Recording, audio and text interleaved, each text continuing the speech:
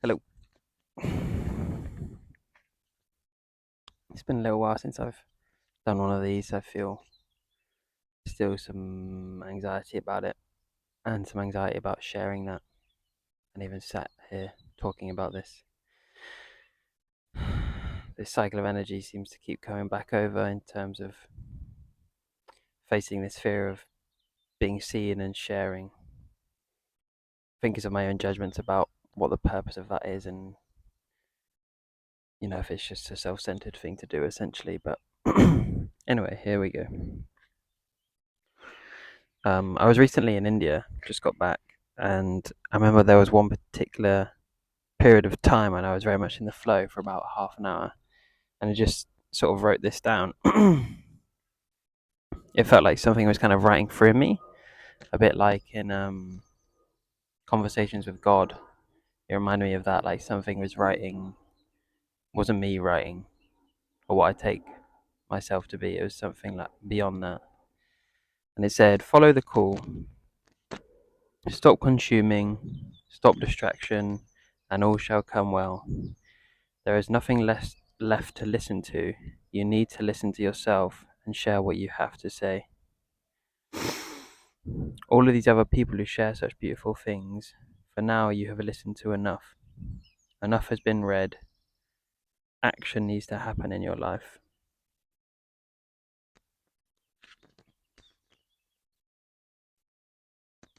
So, what does it mean?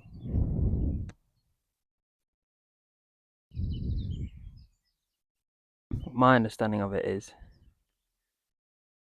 we all have so many books. Well, some of us have many books. We've read many things. We've listened to many lectures on consciousness. We've heard all types of ways it's been presented to us and perspectives, but for many of us, I don't think much has greatly changed. And there's something that happens, it's very subtle when we begin to trust our own intuition and guidance in walking this path, whatever this path is, and whoever's walking it, I really have no idea. Um, and I think that coming to an end of listening to people talking about it and hoping that we're going to get something from it is the beginning of something new, like a fresh perspective into it of ourselves, of really seeing our suffering, of seeing what the mechanism of hearing others talk about things or saying that they know about things, realizing that we can't lean on other people's experience because any direct pointing is still not it. So it can kind of confuse us, and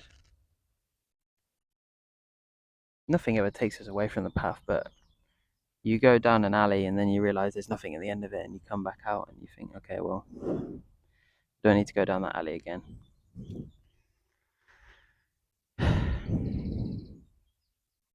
Myself, I was listening to so many people all the time. Any spare minute I got, I would listen to something, a podcast on the train, or a long series of lectures. Um, yeah, really to avoid something within, like some suffering within, like hoping that by listening, that something was going to come. But really, that mechanism is no different than just watching loads of TV. It's obviously better for your mind to put it to that stuff, but eventually you just become full and you can't take anything else in, and then you need to give it a break for however long that is. You can never make a decision as to, oh, I'm never going to listen again, or I am, because then that becomes another kind of defense. We can never really make a decision on what's going to happen in the future because it's just completely unknowable. Um, yeah, I'm just going to see if there's anything else I wrote down.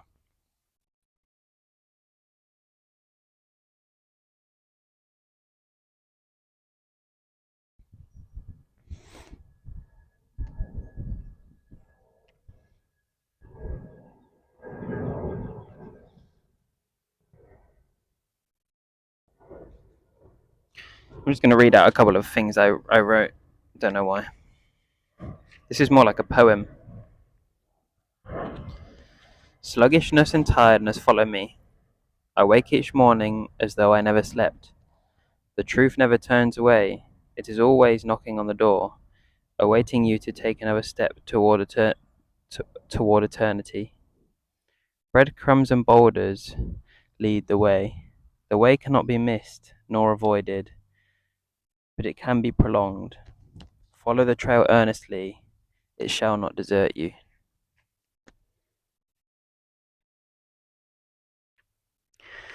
Then there's another little part. This is something separate though. The self, the inward experience of me, is apparently stuck. This apparent otherness, which in the past has in vain tried to escape that stuckness, is not here. That self that stands away, which can do something about the stuckness, is no longer here. It is no longer there to be able to act on anything. I picked up a book, The Secret, a book which talks about manifesting. I read it like a child, not attentively, almost knowing it isn't aligned. But books like that still have an anchor in my mind, I can feel it. What am I hoping to find? That by thinking positively my whole life will change, or by envisioning my dream of how I want it to go, I can direct it.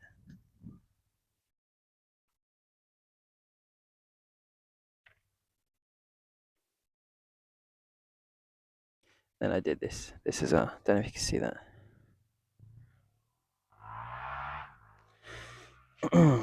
So yeah, that last bit is more about manifesting, and I don't know, it almost feels a bit phony to do the manifesting thing. Um, yeah, I see the way that my mind is just completely confused and cannot fathom any way in which to figure out which way in which it needs to go. But it does feel like I need to share more of what I'm saying, even though I do enjoy doing it, but I just feel a bit cringe about it. Maybe that's it. A friend was talking to me about this recently, saying that it's just good to face the fears of doing things that we find uncomfortable, because it kind of reveals parts of ourselves that we would rather not face. You know, if we never do public speaking, we never face the fears that we wouldn't know we would have if we weren't there. It's like they're all kept under a rug. So yeah, I'm going to try and share a bit more. Maybe in different ways. Maybe just writing and sharing writings. It's quite a nice thing to do, actually. Um, I don't know if I have anything else.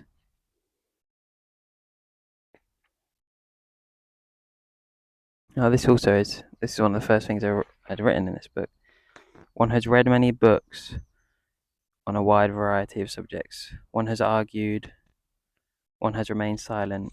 One has taken action. And one has chosen inaction. One has identified. One has disidentified. One has grasped and one has pushed. One has helped, not helped, given and received. One has been patient and impatient, but still the self remains. It seems somewhat evident to me now. Whatever this me is the core of what needs investigation in the spiritual pursuit of understanding what is the self, what is the ego, what is the me. Because as long as there's something trying to do something, then there's still traces of a self left. All right, ciao.